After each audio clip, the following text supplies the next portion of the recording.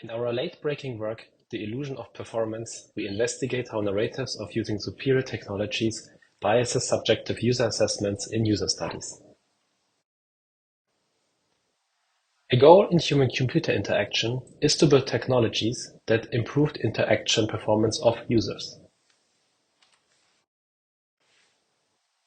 Users have high expectations regarding these technologies, and these technologies might facilitate our lives, improve how we interact with technological systems, and enhance our performance. However, such novel technologies lead to biases when assessing them in user studies. This work investigated if biases in the assessment of allegedly superior technologies exist in HCI research, and what we can do against these biases when assessing self-subjective assessments of users in these studies. We conducted a user study where participants conducted a reaction time task with different display refresh rates. Our participants were primed that they were playing the reaction time task with a low or high refresh rate. Overall, the participants were playing 4 rounds where 1 round corresponded to 1 condition.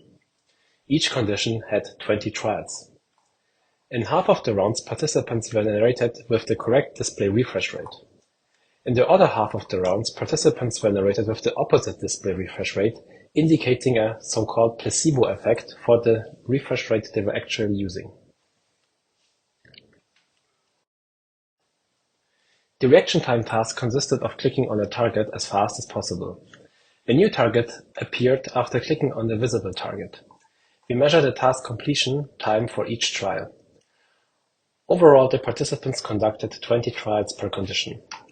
Additionally, we measured the performance expectations prior and post-interaction using a 5-point Likert scale. Our results show that participants rated their subjective performance superior even in conditions where they were narrated to play with 60 Hz instead of 230 Hz before the experiment.